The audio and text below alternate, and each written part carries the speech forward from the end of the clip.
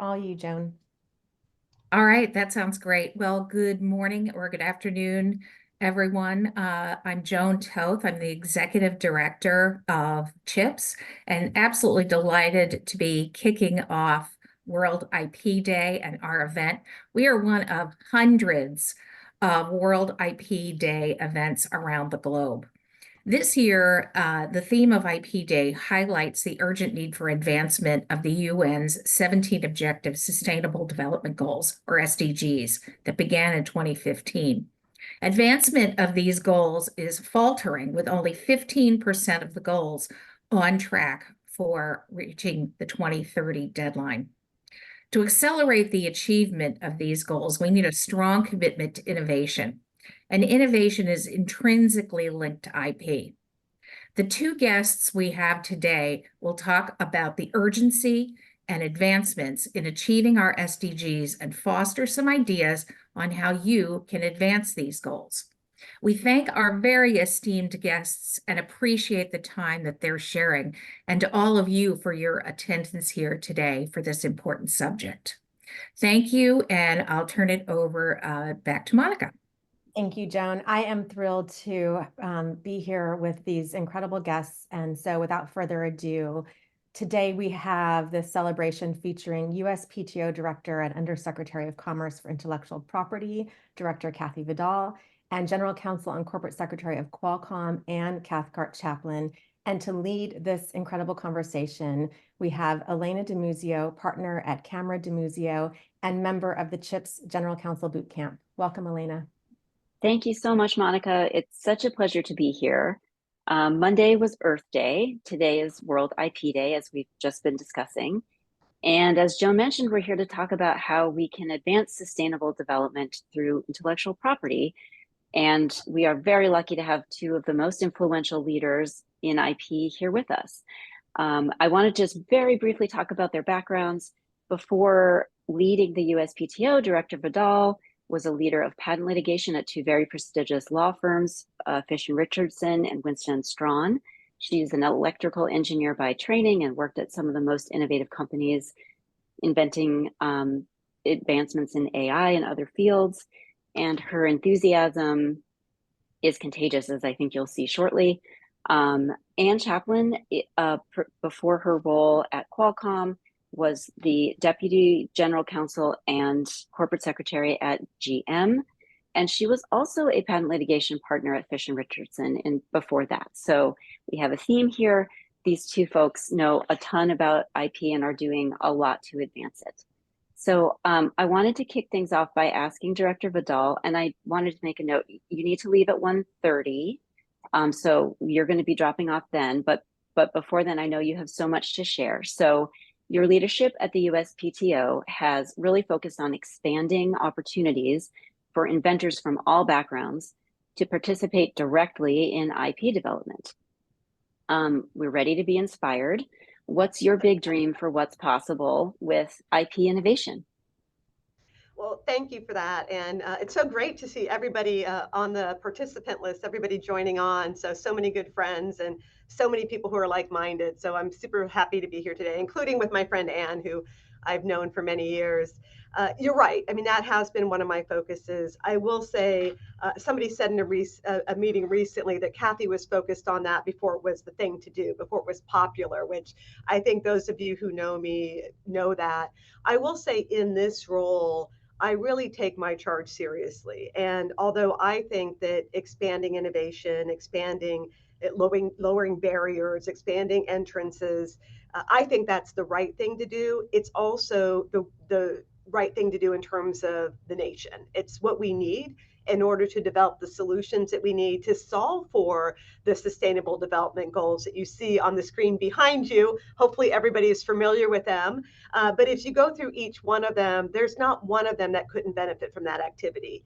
Either expanding the pool serves equity purposes, or it also serves in terms of making sure we're tackling some of the world's hardest challenges. So that's been why we're focused on this. And I'm happy to report today, I spent a good chunk of my day proofing our new National Inclusive Innovation Strategy.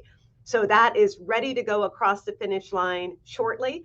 It was an effort with our Council for Inclusive Innovation, and it really provides a roadmap of things that are going on around the country, things we need to take with urgency and advance at speed and scale.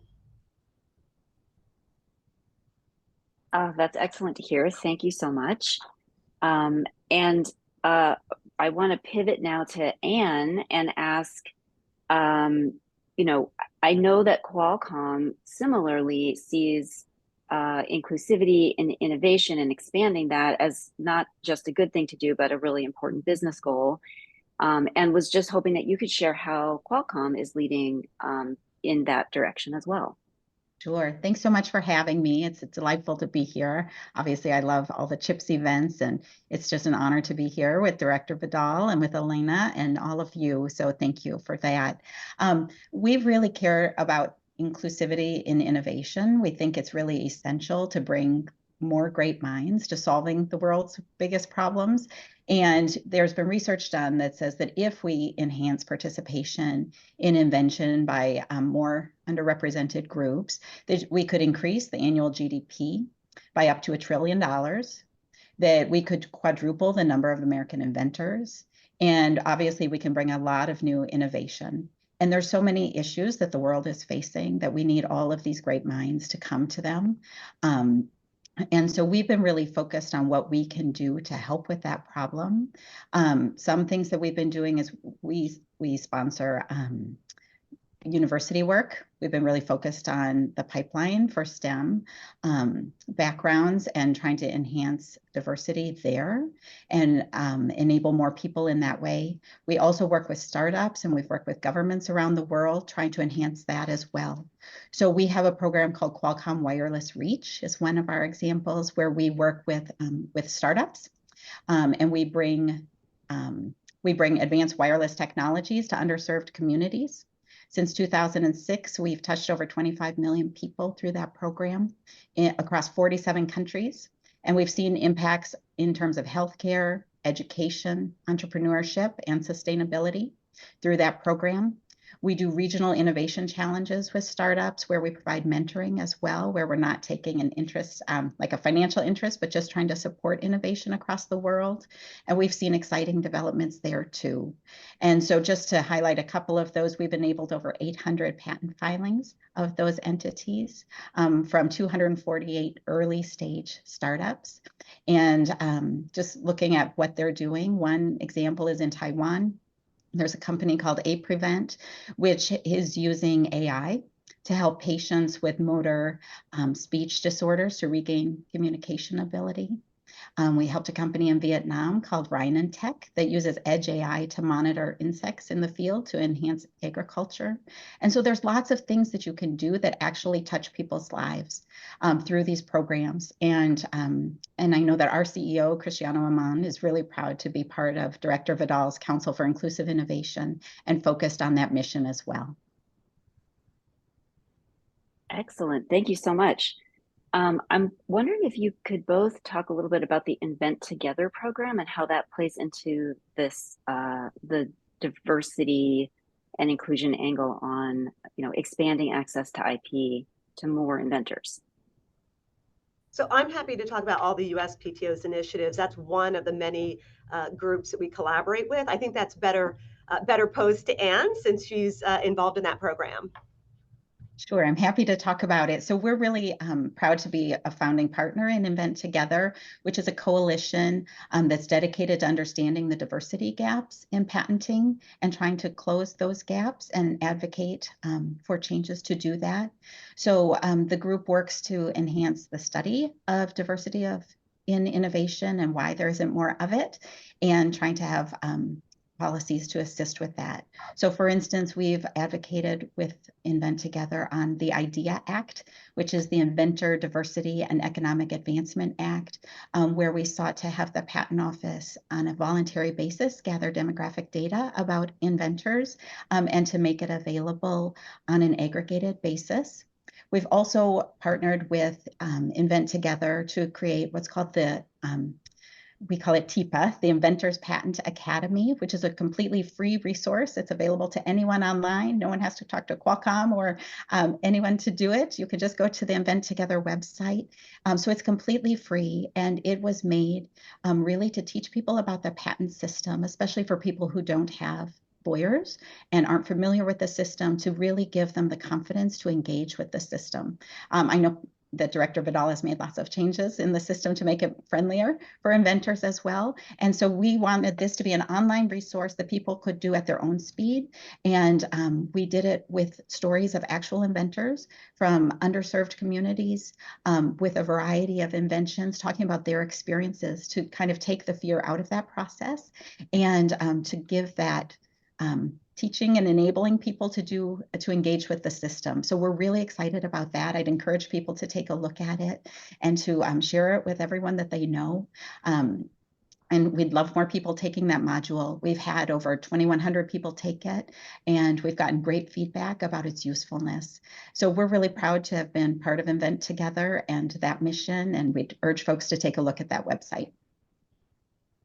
It's very cool, and it's really hard to solve the problem if you don't have any data about it. So it's wonderful that you're working to quantify this. You can also measure, improvements and see the impacts. Wonderful. So Director Vidal, I was hoping to ask you next about the Climate Change Mitigation Pilot Program, which was launched in 2022, and to ask what stands out for you in the developments that you've seen, and what do you see as opportunities to, make further strides in the coming years? Well, appreciate that question. I will say that if you take a step back, everything that we're doing around diversity is to solve issues such as what we see in the climate space. And when we get out there and get into communities, what we are seeing is that those who have not traditionally participated in the IP ecosystem, they tend to be very empathetic in terms of the way they look at the world and the types of problems they want to solve. And so everything we do is to support climate, to support other objectives that are part of the SDG goals, as well as the United States goals in terms of US leadership and innovation. So I just want to put that into context, and happy to discuss all of the initiatives and all the changes that we're making. I will say on climate, when we talk about expanding innovation, that's also part of a broader arch, right? We want to expand, get more innovation into the system, make sure that there are more people benefiting from that innovation, but we need to make sure we're especially doing that in key technology areas. So climate is top of the list, but there are a lot of other things that are top of the list as well, some that relate to national security, some that will relate to world problems, some that relate to community problems. So we really need to make sure that innovation is focused. And then the rest of that arc is making sure the system works. So a lot of the work that we do is making sure that the system is working. So we've made a lot of changes to the system in the last couple of years, and some of that has been locally within the United States, and some has been globally. We're regularly meeting with other countries. I just came back from China, where we're trying to advance the whole IP ecosystem so that we can bring different technologies, including climate, to market. And then we've got what I think is the hardest part of the curve, which is actually bringing the ideas to impact. So in the climate space, one thing that we've observed is a lot of the innovation is not in areas that I would consider VC-able. So there's a lot of innovation in the climate space, a lot of innovation in universities, but it's not the type of innovation that venture capital is going to come in and support and immediately get it to market. I think that's why we're having a difficult time making sure we have all the solutions to get to net zero emissions by 2050. In fact, the statistics say we've only got 50% of them commercialized right now. And if you think about it, 2050 is a long way away, and we're already seeing all of the impacts of the environment on the environment, including fires and floods. We need to do this at speed and scale, and we need to do it with a sense of urgency. So if you look at our programming, in addition to all the programming that applies to just solving problems, right? We've got our Women's Entrepreneurship Initiative. We're leaning in with the military. We're in the schools. Again, I'm happy to go through all of those initiatives. But as part of that, all of that supports the climate. Right, the more people we bring in, the more we support them, the more we make sure their local libraries have resources to help them patent their ideas, the more we can bring ideas in the climate space to fruition. And I mentioned In terms of the climate space, I'll just tell you a quick story. I was in Hawaii, and I was at a school, a military school, and all the kids were supposed to come up with their own inventions. And it just warmed my heart that when they came up with these inventions and they posted them on the wall, there was one category called climate, and then there were all kinds of other categories. Climate was plastered with all of their ideas. I mean, people want to solve these issues, right? So we just need to get out and reach them, where they are, and give them that support, and let these 6, 7, 8-year-olds who have ideas like, gloves that you can swim through the ocean and absorb plastic particulates. Like, maybe that's not the final one that's going to get the VC funding, but they're thinking about it already. So if you think about our climate programming, we do try and fast track where ideas matter, because fast tracking is important to make sure that that IP just doesn't sit on a wall, but that it can be used to attract the investment to make sure these great ideas get to impact. So what we're seeing through that program is a lot of people are availing themselves of it. I think it's been about 1,000 applications so far, plus or minus. A number of those have already gone to allowance. It's really about making sure we're fast tracking all the things that we know that the world has an urgent need for.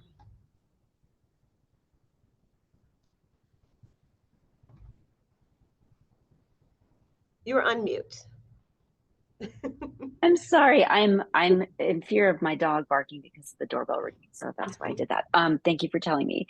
That's very exciting. One question that sparked for me was when you were talking about VC investment, like, it may be that some of these things aren't an appealing, they're not a quick turnaround the way that software would be. And how do we bridge that gap? I mean, even if someone's getting a patent, that's great, and this may be outside of your purview, but I was like, what do we do about that problem?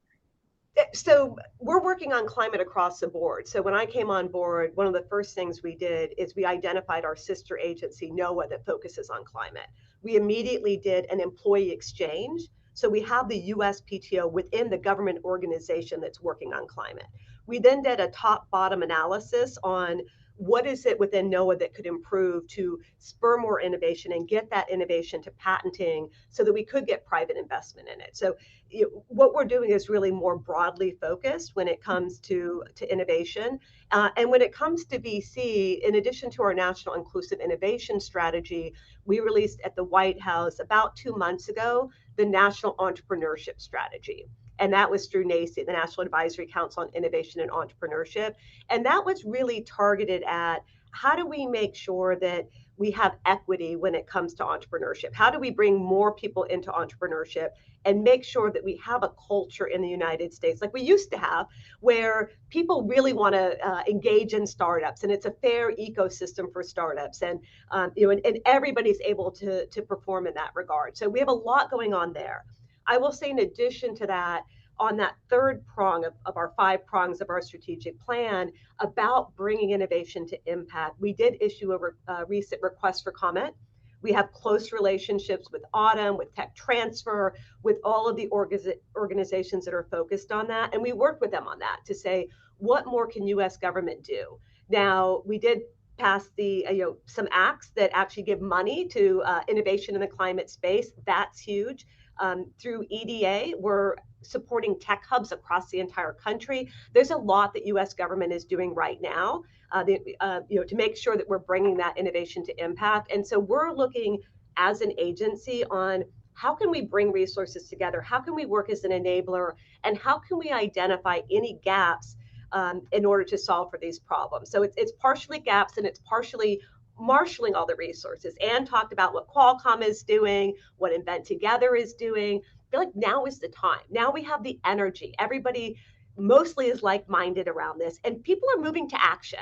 People aren't just talking about these issues. And so we don't want to step in the way of any great work. What we want to do is marshal all those resources and make sure that we solve for anything that's missing, especially when it comes to the actual funding, whether it's VC funding, whether it's government funding. And so a lot of our programs are targeted toward that, including making sure we get out in our communities. So one of the things that we're working on is we're expanding our network of libraries that can offer our services.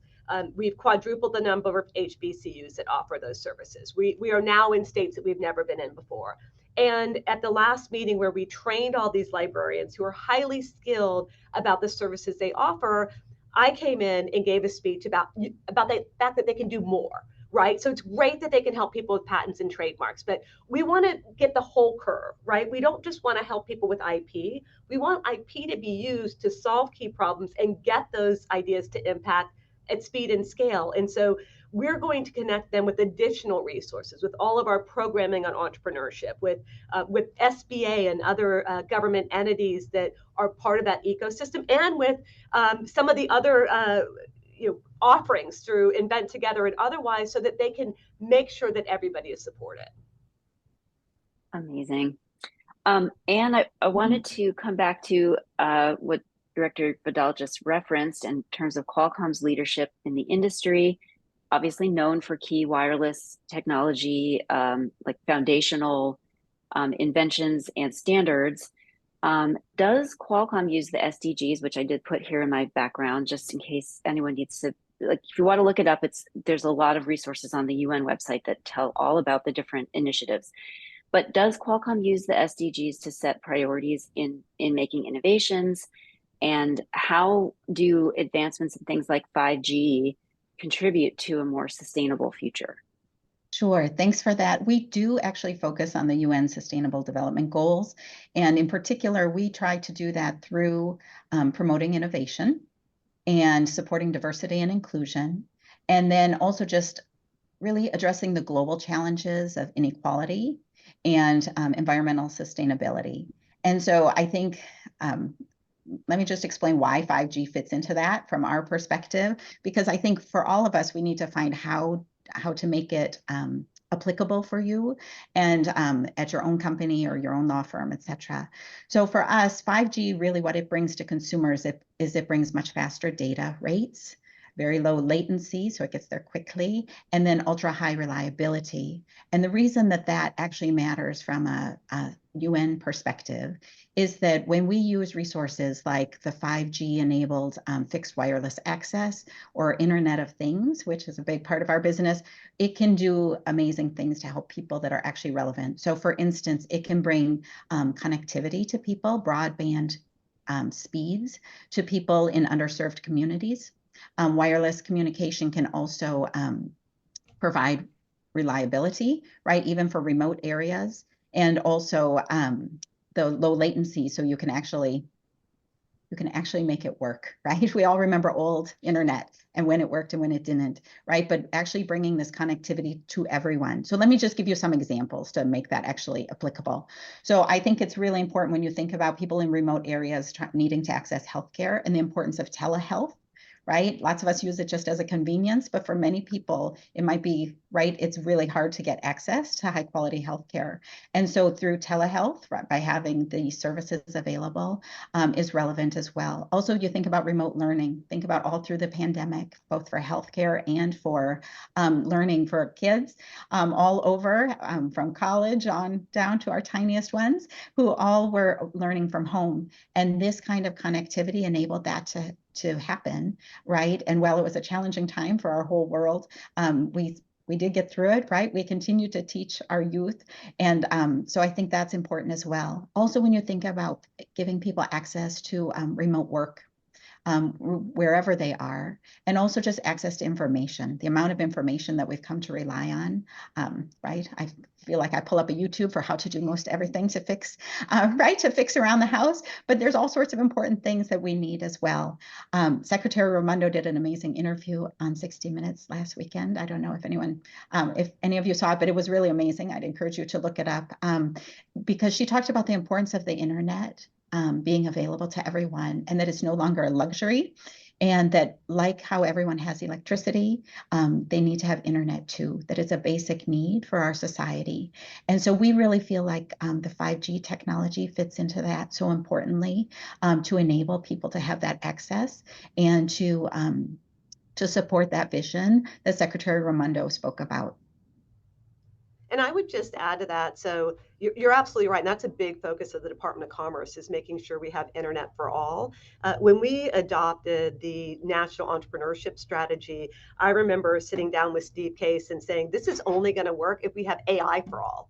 So I feel like Internet for All is kind of catching up. But as we develop new technologies, we need to make sure that there's access for everyone, because if there's not, we're going to have more disparities when it comes to the ability to innovate.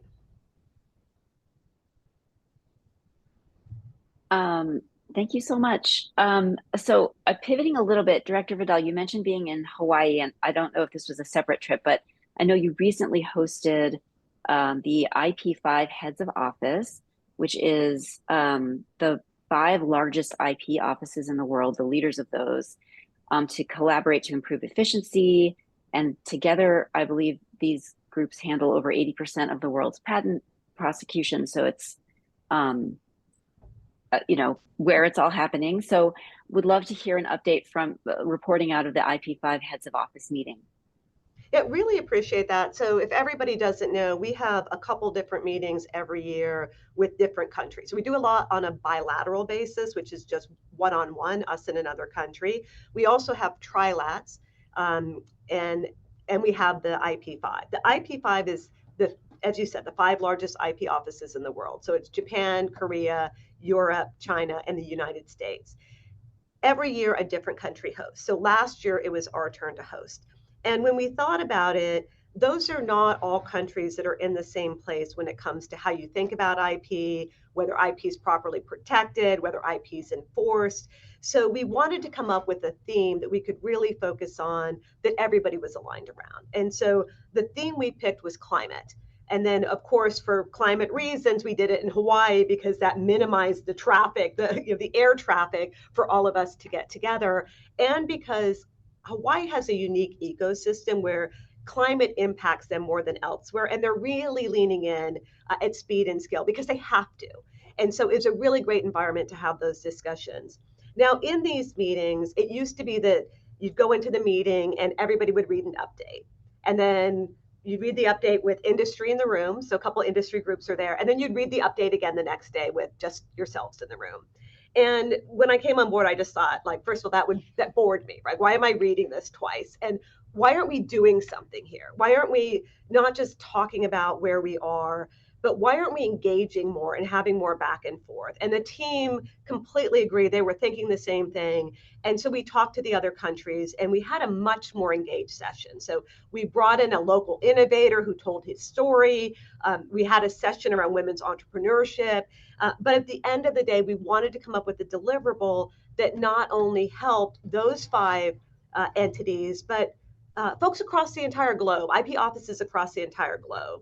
So what we did was we put together something that's on the IP5 website, which is how each of those 5, can't say countries because Europe is a region, but how each of those 5 offices was really leaning in, all the different programs they had to incentivize innovation in the climate space. So that was really the focus. I will say that one of the initiatives that a number of us are a member of is something called WIPO Green, which to me, it's got potential now. I think it has a lot more potential that can be realized. And we've had discussions with WIPO about this and with other offices about this, because it's really the ability to create a marketplace so that people who want to innovate, who want to bring things to market, like maybe you want to bring things to market, but you're not an innovator. You could go look at all the different ideas and know which patents you can license. And for those who come up with great ideas, it's a great way to having people license them and bring them to market. So we're still coalescing around further work. This is something that we don't just want to have a one-time meeting and say, great, we put out a deliverable, which is great because we didn't do that before. But what more can we do in terms of working together and bringing some of these ideas to reality? I'm going to ask a question that I think I know your answer, but I felt like I needed to ask it. So in theory, you can imagine a person thinking, well, it feels to me like there's some kind of tension between IP ownership and broad accessibility to important inventions that we need to solve the climate crisis. And something that speaks to me is the idea that we need to be doing everything all at once in order to get where we need to go. Because it's not a matter of, well, we're going to invest in a little more solar here or one other thing here. No, we need to be kind of across the board, becoming more efficient, having better sources, and as you said, we all can see in our own yards and lives that our weather is different and it's very urgent. So how do you think about balancing the needs of sort of private ownership of intellectual property versus access, broad access and scaling those innovations to kind of get us where we need to go? So that's a really good question. And to me, it's about changing hearts and minds on that. And that's a job that all of us can play a role in. So that's part of the reason why we changed where I go out and engage with people. So instead of always accepting invitations for bar organizations, I go to ARPA-E and I get on the main stage and I talk to people who are innovating in the energy space about that very issue. I gave a keynote at NOAA recently. So I went out to their event where they had all of their leadership, and I spoke about that because I know everybody wants to get these solutions out there to the world, and I think that's laudable. It's great, but that's not antithetical to patenting. And I think that's something people don't understand. They think that patenting is locking it up.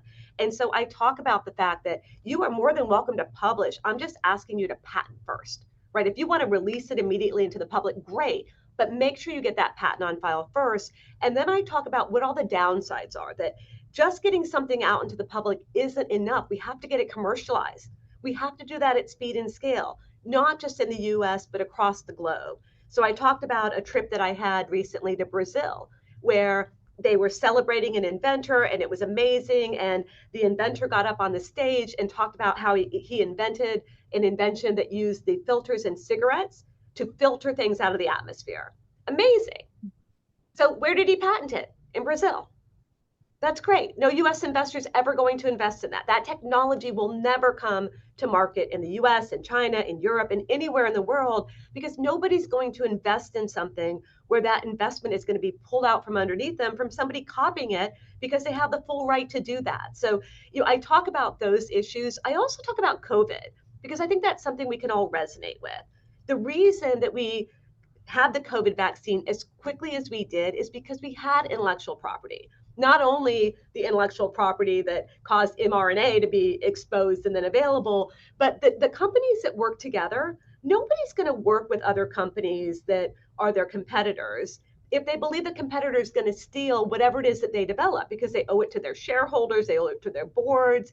And so the only thing that encourages people to work together is to know what's yours and what's mine so that we can freely collaborate. So I try and tell stories like that to really bring it to life, that this is not antithetical to getting your ideas out there. In fact, you can get your idea out there about the same amount of time, but this is really what you need to get that idea to impact and to make sure people invest in it. And I will say, just with NOAA, we're continuing our efforts, and we've got staff that are now going around to the NOAA offices throughout the United States and having these direct conversations and taking questions and answering them. Thank you so much. Anne, I didn't know if you wanted to jump in on that question too. Well, I fully agree with Director Vidal. I think that in our experience, and when you look at the wireless industry, what you find is that a strong patent system has been completely essential to the ability to invest. Just as an example for us, we have put over $90 billion into research and development since Qualcomm began, and the only way that that has been able to happen is from the patent system and from our ability to get a return on our investment. But we do make, right? We license our technology very broadly, and then we use that revenue to actually invest in that system and to continue to innovate, which is really important and has really helped advance wireless communication and brought to the benefit of consumers. So that's our experience, and so I'm in full support of what Director Vidal was saying. I think that really the only way you get innovation is if people can get a return on that investment. And Director Vidal gave an award last year at the National Inventors Hall of Fame to certain people who had invented, I believe it was the Pfizer vaccine for COVID. And I mean, how fortunate are we, right, to have had that happen and for our whole world. But I think that patents are essential for that. And I'll just add on top of that, that's why when I'm asked to talk about bringing more people into the innovation ecosystem, I always want to talk about the arc. Not only the commercialization, but the system needs to work. That's why I expended a significant amount of my time working on the system, whether it's writing decisions from director review, whether it's this week I was involved in a number of international negotiations, because the system is really what companies like Qualcomm rely upon, right? If the system doesn't work and you just have a piece of paper on the wall and you think that piece of paper is going to be taken away from you, or there's no way to enforce it, or there's other issues within the system, you're not going to have the confidence to make that type of investment. And so we're trying to shore that up to make sure that companies, small or large, have the confidence that when you get a US patent, you're going to be able to use that to attract investment and to secure your marketplace. Thank you both so much. You're giving me some COVID flashbacks, I have to say. But I'm remembering, like, listening to just as this was happening, the story about the development of the COVID vaccine, and my science nerd self was very excited about that amidst the rest of the trauma, which was real. So I know, Director Vidal, you need to go shortly in a couple minutes. I wanted to ask, the UN set 2030. So the SDGs were adopted in 2015 and 2030 was set. And I mean, these are very audacious, bold goals. So that being said, 2030 is only 6 years away. What are some impacts that you think the programs that we've been talking about in these initiatives can realistically have in that time frame? And then, like, an add-on question, how can members of our audience today get involved to help make progress on these somewhat overwhelming feeling, like very laudable, but also very big goals? Yeah, so I want to read something that the UN Secretary General said recently, which is halfway to the deadline to the 2030 agenda, progress on more than 50% of targets for the SDGs is weak and insufficient. 50%. And on 30%, it has stalled or gone in reverse. I mean, think about that. So I just want to lay the groundwork on where we are. I think this is going to take US government, private industry, nonprofits, academia, really coalescing around the goals. So it's great that we have these goals, that we're talking about it today. We need to coalesce around these goals and work together to get there. That's part of what we did with the National Entrepreneurship Strategy, with the new strategy we're going to release. We've created our own diversity online platform where we showed our own diversity data, and we're encouraging others to put their data in and look at best practices. So from my perspective, if we're going to get any of this done, we have to change our approach. We have to change it. We have to make sure that as we move forward, no matter who's in power, that they're focused on this, that we don't step back on these. Because if you look at the different ones, you can imagine, and you've experienced the way that certain aspects of government, courts, et cetera, lean in more, some don't. Some take things away. And so we really need to figure out how to get there no matter what happens. So from my perspective, if you want to help, engage with us. We have a lot of programming going on. There's other program, as Ann mentioned, other programming going on that people could really take advantage of, whether it's Invent Together. There's so much out there. A lot of that's going to be detailed in our National Inclusive Innovation Strategy, so people can see what's going on around the country and can think about how they can use best practices. From our perspective, it all starts with the little ones, I think, as Ann said, or I forgot the wording on that. We're training kids that are in grade school, and they get it. They get it early. We need to make sure that we're growing that future. And we do that in part through our Camp Invention. Help us bring Camp Invention into your schools. It helps your kids. It helps other kids. I told you about our patent and trademark resource centers. I sent letters to over 600 libraries across the country asking them to join. Now they're joining at a pretty fast clip, but imagine if you went to your local university library and said, hey, did you know about this? Could you join? You could help us. We really need any of these initiatives, whether they're ours or anybody else's. If somebody's doing good work and they've gone through the efforts to create something, whether it's the materials Invent Together has created, whether it's our PTRCs, whether it's our pro bono programs that we doubled as soon as I came on board, that's helping people across the nation get patent protection. No matter what it is, you can all play a role, and the role doesn't have to be big. I used to wake up every morning and think, like, what can I do that's positive today? And I would do that before I started my workday. It doesn't have to be big. And you can send me a note. People have done that at director@uspto.gov. and say, hey, here's my library, here's my school. Are they part of this program? Can you send me the letter you sent out so I can just bring it in or talk to them about creating it? So it really is going to take all of us. And I will say, as I go around the world, I thought our approach was really going to stand out. I thought our focus on bringing more people into the ecosystem was going to be one that was applauded, and it is. And many countries that are peers will tell us we're leading, but everybody is doing it. So that almost puts us under even more pressure to make sure that we continue to stand out as a leader, that we do things more at speed and scale. And in addition to that, when you think about the US power, a lot of it's through innovation and our position as a world power. If we don't keep the pedal to the metal, we're going to be surpassed because everybody is working on this. This isn't a backroom idea that we're pulling out to say, hey, here's a nice to have.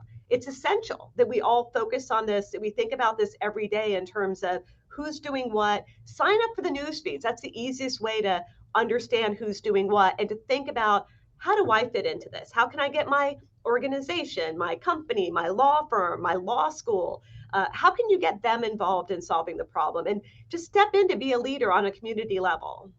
And I know from CHIPS, we're all oriented to that. I've seen all the great things that have come out of CHIPS. So I know I see names on this call. Some of them are working with me right now at the USPTO to solve for these things. Some of them I know well from my past, and I know that they're like-minded. And we need to just transfer that like-mindedness into action that can scale. Thank you so much. Totally agree. And it's great to know that this isn't unique. It's really, I appreciate the sense of competition, but like, that's a really good thing I think for all of us, that everyone around the world is thinking this way.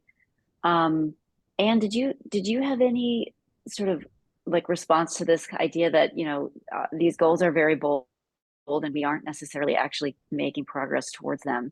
And we're even going in the wrong directions on some, which is hard to hear. It is hard to hear. And I think we need to just all use it as motivation to actually focus on it and get it done. And that it does rely on everyone, right? And that we all can make a difference. And I think what the director was saying is so important about us taking action, right? And I think that everyone needs to find what's meaningful for them and what role that they can play. And it can be simple, it can be complicated, right? It can be what you need to make it. But I think that whether it's on a personal basis, whether you choose to volunteer at the food shelf, whether it's that, because these are really important goals. These are about ending poverty. These are about people not going hungry. These are essential things that are important for our world. When you really look at what this is, it's about stopping inequality, right? It's about how we actually treat each other every day. So we all can make a difference in that. And I think you need to really, I'd encourage people to actually pull up the Sustainable Development Goals, right, that Elena has behind her, and actually just read through them after this session, because you will find things that absolutely resonate with you. And then you have to figure out what taking action looks like for you. And then you can do that on a personal basis. You can also do it at a professional level. So whether it be at your company, at your government agency, at your law firm, right? We know that there's a lot of goodness to be had there, but we're also always looking for volunteers and people to run those programs. I'll just give you one example. I know Gloria and Chris Okweme from Qualcomm are on, and they've been running a program inside of Qualcomm about enhancing diversity of inventorship here. We just had our networking event yesterday from this massive program they've been running, all about trying to teach people and make it inclusive so that people understand the patent system and that more people feel connected with it. But right, that's something that we saw a need for in the company, and that people took on and actually took the effort to actually educate and help people. And then at this networking event just yesterday, people who participated in the program were telling me things they were going to do now to share it with other people. And so, right, just steps that you take in your own world can have ripples throughout. And I think that's what we need, is that we need a great enhancement of innovation to solve these world's most important problems, and that we all can make a difference in that if we take action. And I would just amplify that and say, I'm always thinking about how can we lift it one level more. So love that that's going on in Qualcomm. I want that to go on in every company across the United States. So people who are involved locally, it's amazing. And that work needs to be done and it should be applauded.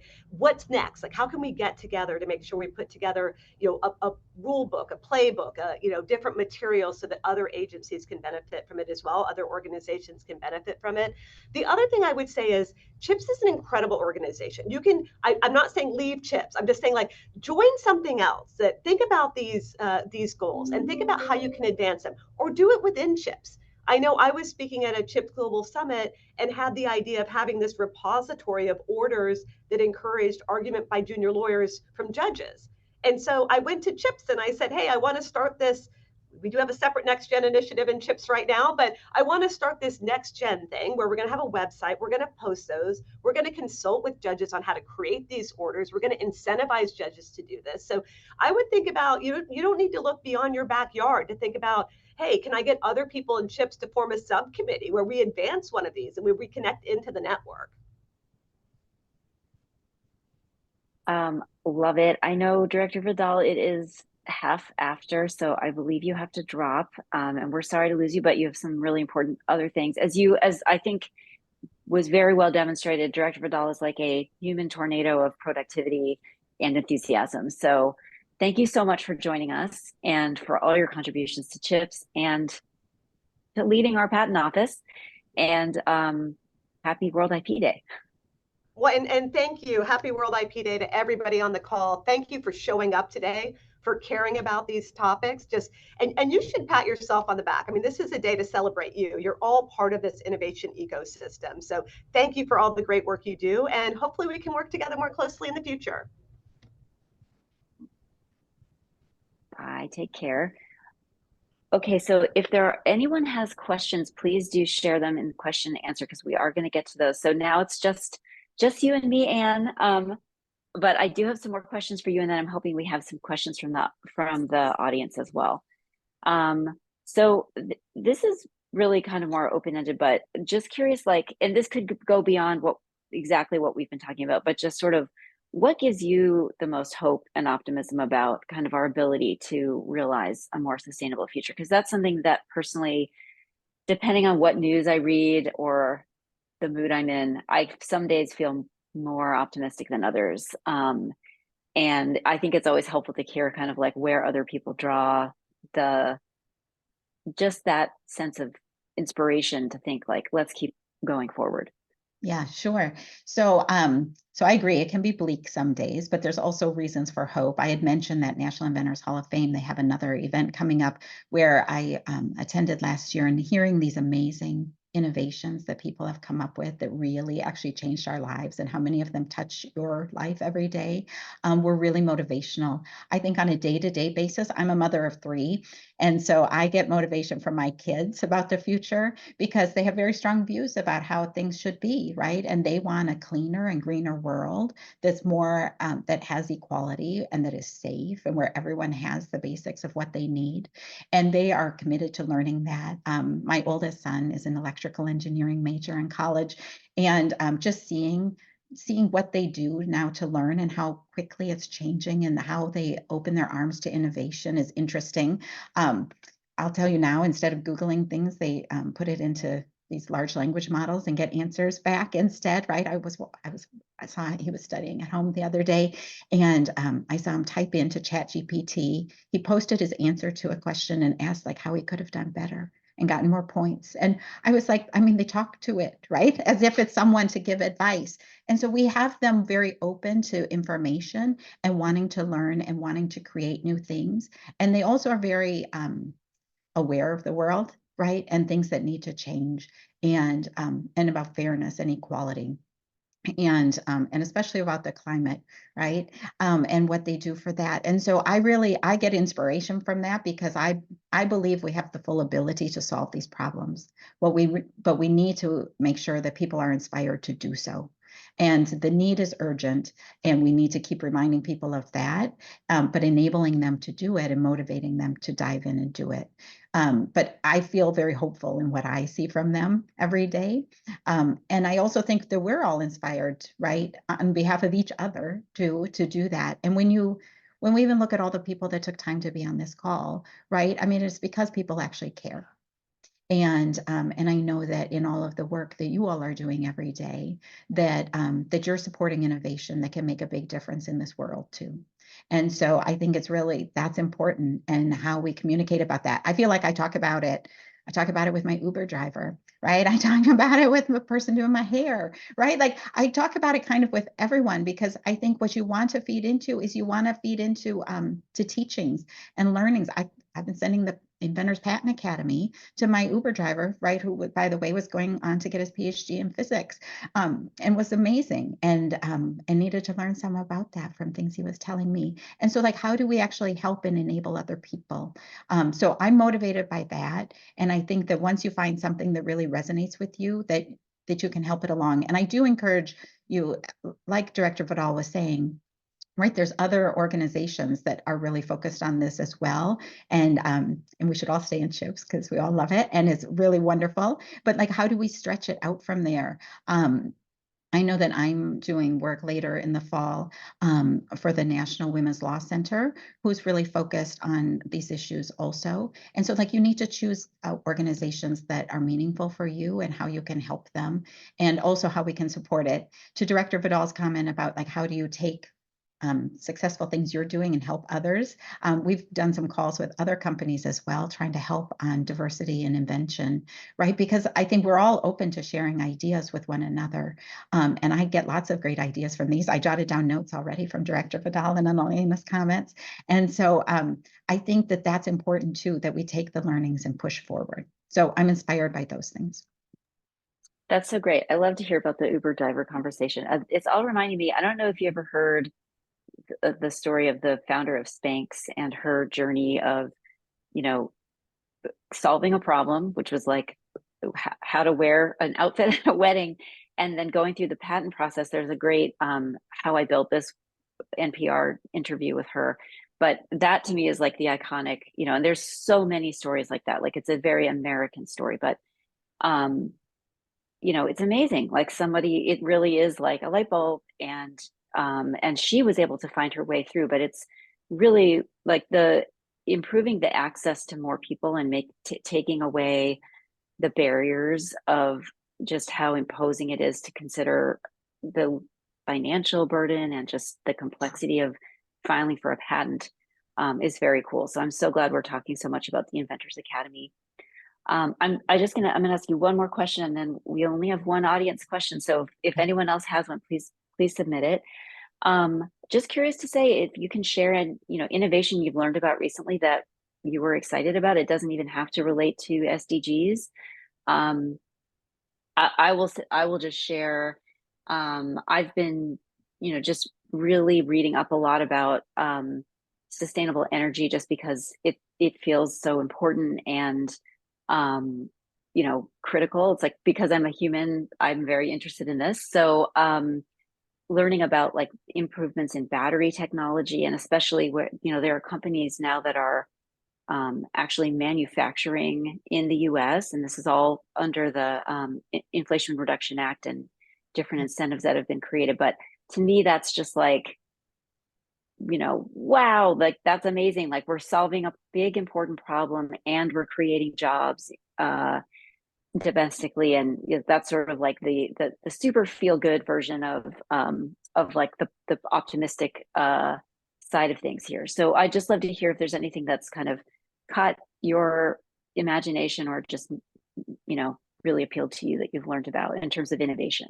Sure. So tying in with yours, I worked at General Motors before Qualcomm. So I felt so fortunate to be there at a time when they were really making a big shift to electrification, and we're building battery facilities in Ohio, right, to make them in the United States as well. So I think it's very exciting. And now, having moved from Michigan to California, right, I now have solar panels all up my hill behind my house, right? And so it's pretty exciting to be using that. One thing I've been really excited about lately that we've been working on here is really bringing the power of AI on device, onto your phone. And once you have a phone that has this capability, when you use another one that doesn't, you really notice, and it changes things. You're like, wait, why isn't it helping me with that? But the reason we care about that is that, right, we all understand that there's a lot of power from AI and they can do so much, but it's also huge. It uses a lot of data, right? And so lots of the time your queries go right out into the cloud, go to a data center, get run and come back to you. And they do it so quickly that it's great. But at the same time, what we've been working on is making it so that we have brought AI on device. So it actually, you can use the small battery in your phone and it doesn't take that data center power, and it actually will save power. And obviously there'll be huge searches that other people have to run on data centers, which is great too. But like what we're trying to do is we're trying to make it so that your query then is private to you, because it just stays on your phone. It doesn't go elsewhere. So you have the security and privacy of that, but also that it uses less power. And we've focused, so many of our innovations at Qualcomm are focused on low power because we work so much in the mobile industry, right? And because the importance of your phone lasting all day and longer is so important. Many of our innovations relate to reducing power consumption all the time while still having this strong compute power. So I've been really focused about what we are doing on AI there to bring that just to you in your hand, where it can use just that small power of your little battery instead of a data center. So that's one that I'm fired up about lately. That's amazing. So cool. Okay, we just have one question, and someone asked, I think there was a reference, Director Vidal mentioned the ARPAE, and the question was just like, what is that? And Monica, I didn't know actually, so I appreciate you asking the question, because I was also like, I'm not sure I know what that acronym is. And now I've just closed my chat screen and now I don't see it anymore. But Monica looked it up, and you're right. It is the Advanced Research Projects Agency Energy, which helps to advance high potential, high impact energy projects that have a chance of like making a real shift for, you know, economic security, national security, environmental well-being. And it provides funding, technical assistance, and market readiness for people who are researching in the energy space. So I think that answers part of my question about sort of how do we bridge that gap with between a great idea and then a lack of a sort of like appeal for VC funding, which of course shifts with a lot of things like interest rates, and it's not something you can necessarily count on to be the way to drive things to market. Elena, and if then I could there's just chime in on that part too, like it does go to this issue though of if you don't have a patent, like who's going to invest in it? And some days I worry that my kids might have learned more about patents from Shark Tank than from me, because they're always like, well, do they even have a patent? Right? Like, because they know that it's a critical thing to ask if you're going to get investment. So just chiming in with that. I love that. Well, I think that that brings us to the end of our program today. So there's a lot of great resources in the chat, and I encourage you to look there if you haven't yet. Oh, and there's someone who just shared that they are an SDG 17 innovator. Oh, excellent, is actually serving on a committee, and is interested in joining CHIPS. So that's fantastic, because we're always looking for, there's always room for more chipsters. I will turn it back over to Monica, who's going to close us out, but thanks so much for joining today. And it was such a pleasure chatting with you and with Director Vidal. Thank you. Thank you, Anne and Elena. That was a fantastic conversation. Thank you to Director Vidal for joining us. What an incredible and inspiring conversation. I love that Director Vidal referenced the Next Gen Summit. There are a lot of ways to continue to develop initiatives within the CHIPS community. The Next Gen Summit, I put the link in the chat, will be coming up on June 6th. It's being held at Oracle in Redwood City. We have some incredible speakers, including 2 CHIPS founders, Malin Yen and Michelle Lee. We have Elena DiMuzio, one of our Next Gen Committee co-chairs, who will be leading a session on ESG, including a California, someone from the California Attorney General's office. And we have Delita Costin, who's a board advisor, director, former general counsel, leading a keynote. So it's just going to be an incredible day. You can find out more in the links. This session has been recorded, and if you missed any part of it, you can find the full session on our YouTube channel. I just put that link in the chat, as well as the Next Gen link. And I just really appreciate all of you being here and supporting this conversation for increased innovation throughout the CHIPS community. Thank you. Thanks, everybody. Take care. Have a great day. Thank you.